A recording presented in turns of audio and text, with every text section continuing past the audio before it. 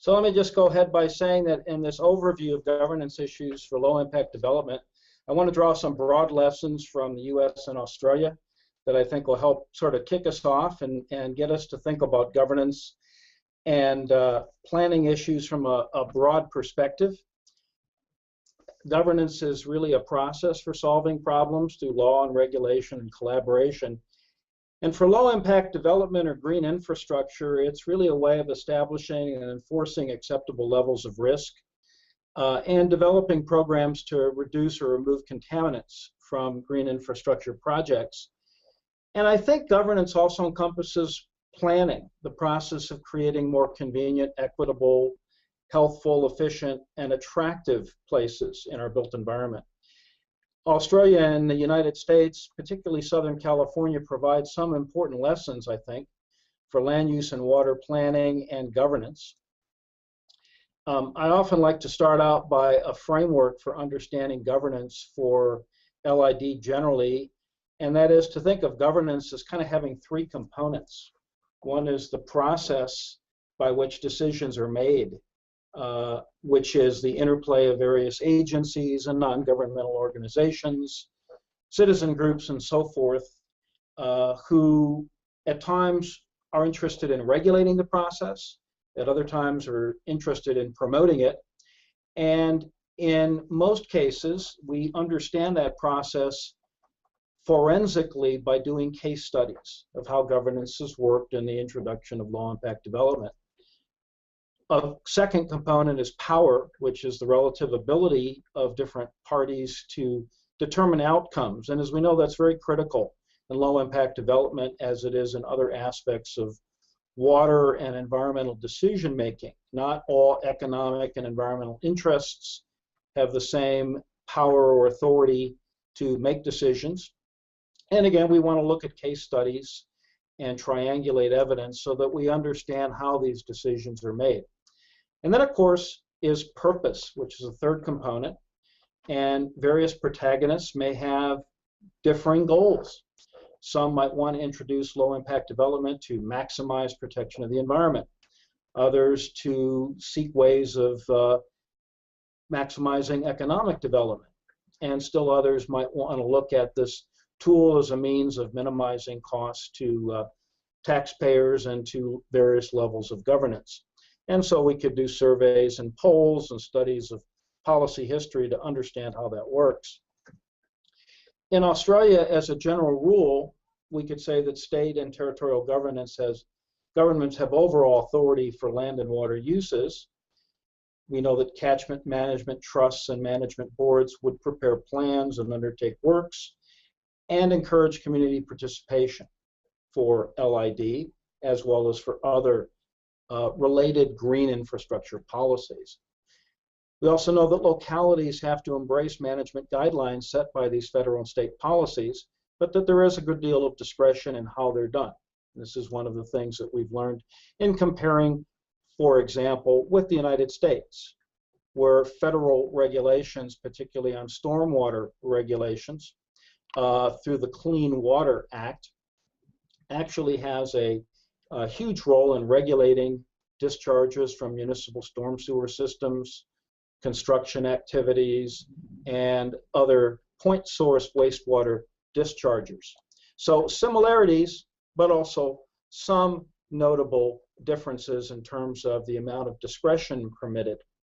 In the US and in Australia, the issue of stormwater management in particular and the need for low-impact development and governance concerns regarding it are, I think, have become equally critical issues. I believe many studies would suggest that Australia is ahead of the United States, ahead of California, certainly, in terms of implementing a lot of measures, but a lot of the issues are now coming to the fore with concerns over stormwater management, pollution, keeping pollutants out of bays and estuaries, and so forth. So a lot of similarities and a lot of similarly urgent problems. Stormwater governance, focusing on Victoria, we noticed that a lot of the governance innovations were developed during the period of the Millennium Drought. and they include, among other things, local government development consents, what we would call in the United States planning codes, to encourage the use of rainwater tanks connected to roofs that provide harvestable stormwater for gardens, for toilets, even for clothes and car washing. And of course, above and underground stormwater storage and on-site detention systems. And here, what we're interested in from a governance standpoint is the use of incentives that have been given to developers and property owners, including rebates on water and sewer charges, as a governance means of encouraging the adoption of various green infrastructure or low-impact development methods. In the United States, and in California in particular, the innovations have been a lot more recent than in the Millennium Drought, and from a governance standpoint, they're still very much evolving. And I'll use the example of Los Angeles, which in 2011 developed a low-impact development ordinance, which applies to all businesses and most residences in the city. The goal is to reduce impervious surface, and it was established as an ordinance in collaboration with non-governmental organizations, business groups, particularly the building industry, and also the real estate market. Basically, it mandates adoption for almost all new or renovated properties, but it places a great deal of emphasis on the choice of innovation, fitted hopefully to the neighborhoods in which they're being located. A lot of redevelopment projects are designed to capture stormwater at the source and to utilize rain barrels, permeable pavement, storage tanks, infiltration swales, and so forth. A lot of benefits have been touted, including water conservation, groundwater recharge, and greening neighborhoods. But a big governance challenge in Southern California is sustaining these efforts, at least in Los Angeles. That is to say, how much of them can actually be then turned over to neighborhoods for sustaining? And it's basically an open question. We don't really have the answer. We do know that there's a great deal of potential for stormwater capture, particularly in Southern California, through neighborhood level best management practices and through rooftop capture. And that many water agencies, and we're going to learn more about this later in terms here of Orange County Public Works, many water agencies anticipate a greater reliance on stormwater harvesting, but land use and regulatory issues still make adoption somewhat slow. And so this is a big governance challenge here in our region. One of the differences also in terms of governance is principles and practices for reuse. Again, using Australia as an example, and Victoria in particular, there's been a great emphasis over time on developing gradations of water quality for different end uses, and wide latitude that's been granted to states, including Victoria, in setting a certain amount of risk standards, particularly for rainwater and stormwater. And this is one of the things that from a governance standpoint may permit a wide latitude in the application of green infrastructure. We're not quite as sophisticated from a governance standpoint here in the United States, certainly not in Southern California. So this is a challenge when we compare governance across societies and what we can learn from one another. We also know that there are issues of public acceptance, and when we talk about governance and we talk about power and process and purpose, we're very concerned with the degree to which the public accepts various stormwater end uses. There's been a great deal of research in Australia that has shown that while the public recognizes its potential as an alternative source of water supply, there are some reservations that are geared to the perceptions of health risks, closely related to the proximity of the end uses to human contact. And we know that the public more strongly prefers uses with limited human contact, where the quality is guaranteed and the uses are, for the most part, non-potable. We also know that dual pipe supply systems, one for recycled wastewater, the other for harvested stormwater, again encouraged by local government and state government policies, have made end uses, we think, a bit more tractable, a bit easier than in the United States. By contrast, we know that a lot of these issues in the United States, from the standpoint of governance, are more aspirational. For example, the Environmental Protection Agency, in their latest strategic plan in 2014, has suggested some major changes to the urban environments in the United States that can improve health in the environment through, in particular, adopting strong stormwater management policies, which would have strong connections to the built environment and a great deal of encouragement to states and localities to develop these. California, which has a state water plan that has gone through several iterations, most recently in 2014, explicitly encourages stormwater capture, floodplain reconnection projects, and potable wastewater reuse to improve the environment, to reduce flooding, and to increase water supplies. And a very explicit goal is to make communities resilient against drought by supporting and expanding funding for integrated water management planning and projects that increase self-reliance, especially through stormwater reuse. So it's explicit in public policy in the state.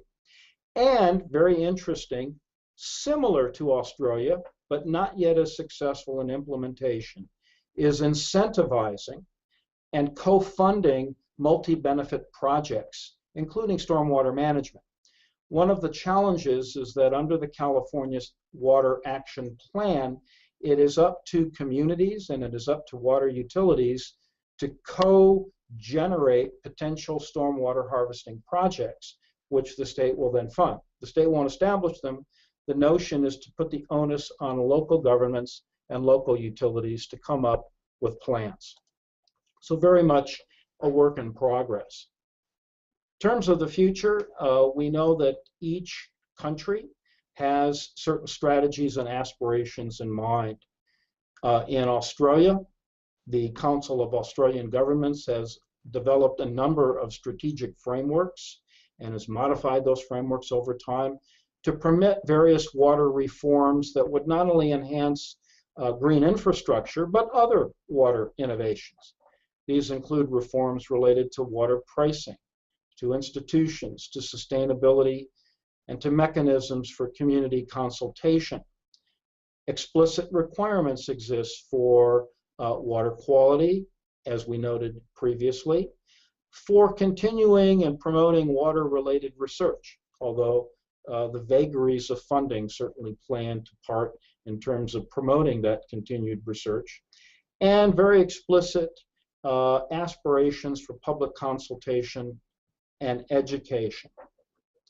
The framework in particular promotes innovation in stormwater storage and reuse as a supplement to existing services through building public support for changes in urban planning and design.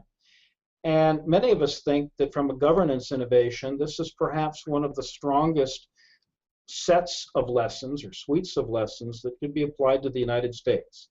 That is to think of urban planning and urban planning processes as in effect a governance overlay that could provide some real benefits in terms of accelerating the adoption of green infrastructure. I want to look at some conclusions for us to think about, particularly as we listen in more detail to the subsequent presentations. And I want to start with some future governance challenges. And a question that we can ask ourselves for both Australia and the United States, and Australia and California more specifically, is how easily can stormwater management and other low-impact development innovations be integrated into the urban landscape at multiple scales?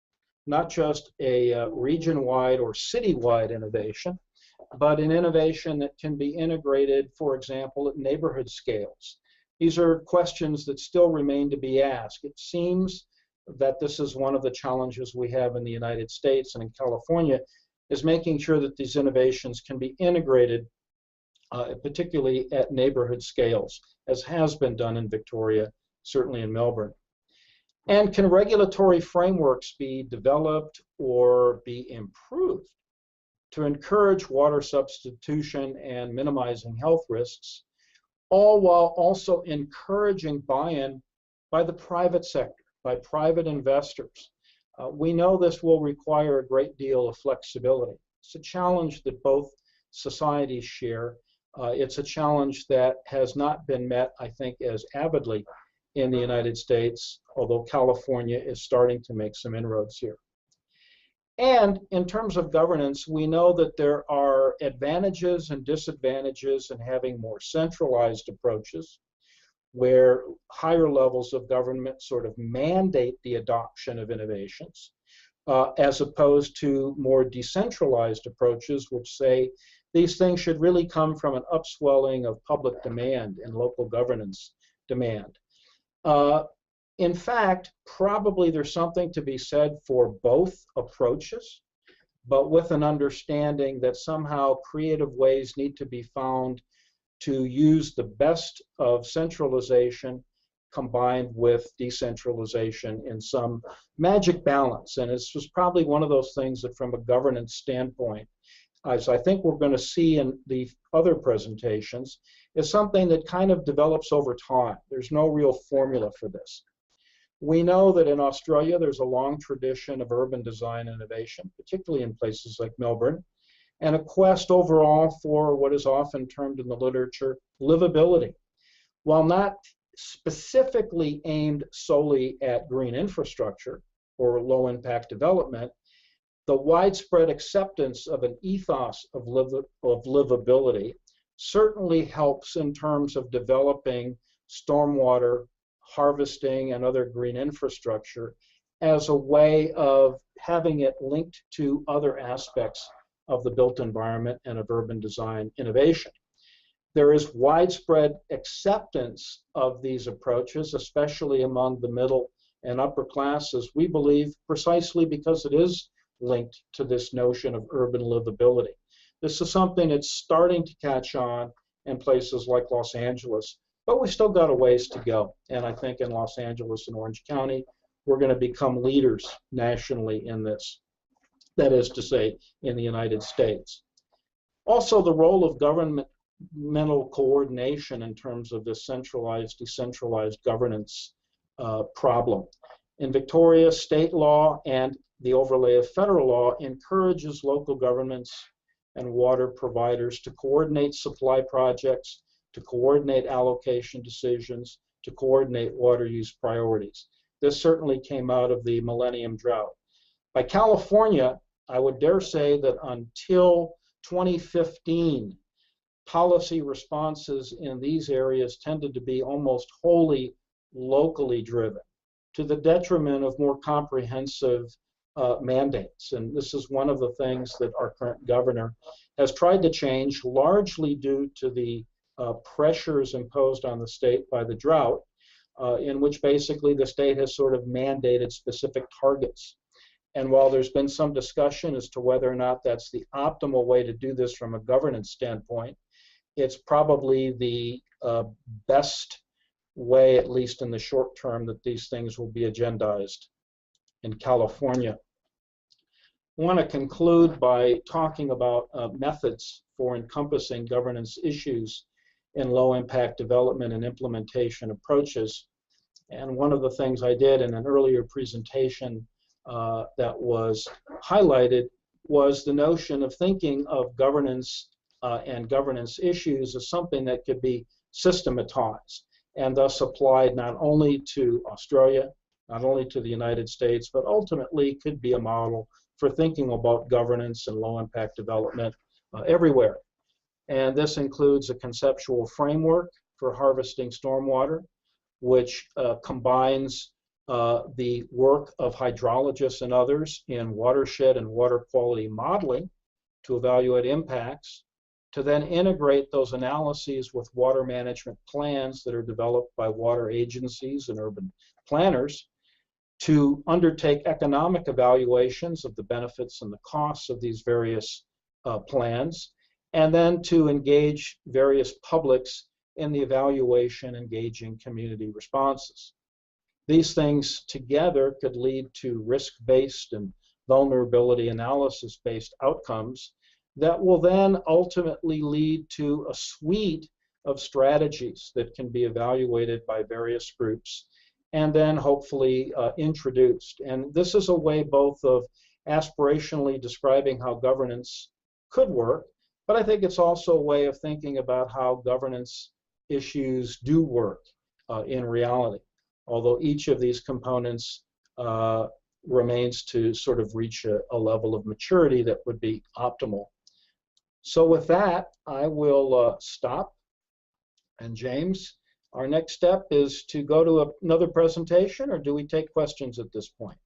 We can open it up for a couple of minutes of Q&A if anyone had any specific questions for Dave. Now's the time to ask them. Yeah, let's go ahead and do that. Dave, this is Stanley Grant. So in your framework for thinking about LID, do you have any specific examples that you can point to in the US or in Victoria where that entire process was played out in the kind of integrated way that you envisioned? I think there are a couple of examples. I think that the Living Victoria, Living Melbourne plan during the Millennium Drought, though it was not structured solely around low-impact development, in fact did follow something structurally and aspirationally that sort of fits this framework. That is to say, you start out sort of from two ends. You start out certainly from the technical realm of looking at what's feasible and what impacts would be, but also bringing in at various levels economic evaluations and also public and intergovernmental consultations as a way of evaluating various options and their outcomes. That process, as we know, and as our friends from Melbourne could amplify in much greater detail than I, have had their ups and downs, including the termination, formal termination of the program, even though vestiges of it exist in other places. But I think that's an example of where we see, at least aspirationally, the attempt to kind of systematize this, and in the process incorporating not only technical and policy issues, but sort of melding centralization or centrally driven sorts of concerns and mandates with bottom-up approaches. So I would say that's one. I would say a second one might be the example of what's taking place in Orange County, which I know that John Pung is going to talk about in a little while. But I think in South Orange County, and particularly many of the innovations are an attempt at looking at what we know about low-impact developments and how they can be sort of accelerated in their adoption, but to do so with processes of consultation of landowners, community residents, potential real estate investors, and those sorts of things. Again, these processes don't work in a pure linear fashion, but I think elements of them are starting to take hold. Just as a follow-up, maybe ask if Stephanie and Andrea can weigh in on their perspectives of that diagram from an Australian viewpoint, and in particular through the lens of Little Stringy Bark Creek. If you feel like, you know, that that process more or less conformed to Dave's vision, or was separate from it. I was actually going to ask a follow-up question. So I'm not very well keyed into the broader policy movements in Melbourne and Victoria, but you made reference to the Millennium Drought and the Living Victoria initiative coming out of that. I wonder, do you think that governments require some sort of crisis before they start these initiatives? Because the Millennium Drought was exactly that. It was a crisis. That's so wonderful. Yeah. That's a wonderful question, and I think the answer I would give is absolutely the case. I think that there's a tendency toward what we would call in the policy field, path dependency, which is, and sort of latent in my presentation, that governments do what they've done because they've always done it that way. And there almost has to be a crisis to sort of force them to get out of that path-dependent paradigm. And I think that's certainly what happened to some extent in Melbourne. And I think that's what's happening in Southern California and California more generally. A lot of the knowledge, a lot of the baseline information that we've needed to adopt green infrastructure innovations has been here for a very, very long time. But there's been very little driving governments to change their outlook and their perspectives and to seriously try to incentivize these things until California entered a fourth year of a very significant drought. And I guess Okay, as a follow-up. Oh, go ahead. Oh, I was just going to say, do you think that other parts of the United States will also wait for their own crisis, or do you think they will see what's going on in California and adopt earlier? Yeah, that's a good question. I think it's a little bit more of the latter, where I think they're going to wait to see how things turn out in California, and a little bit of crisis might push things along. In another region of the United States that I'm familiar with, which is the Southeast, which went through a terrible drought some years ago, particularly Atlanta, they had very, very similar issues to Los Angeles. They started out with a baseline of generally having more precipitation, but they ended up with demands really outrunning available supplies. There was some discussion of adopting green infrastructure innovations, but it seemed to fall on deaf ears. There were no real champions within local or state governments to adopt these measures. What they did end up doing is adopting some, for that region, fairly strenuous demand side programs in terms of water conservation, but not the innovations. And I think it's because they saw green infrastructure as just too thorny an issue in terms of land use, property rights, you know, the legalities of instituting it, I think, were beyond where they wanted to go. So I think they're going to watch and wait to see what places like California do as a harbinger of how they might push these innovations through in the future.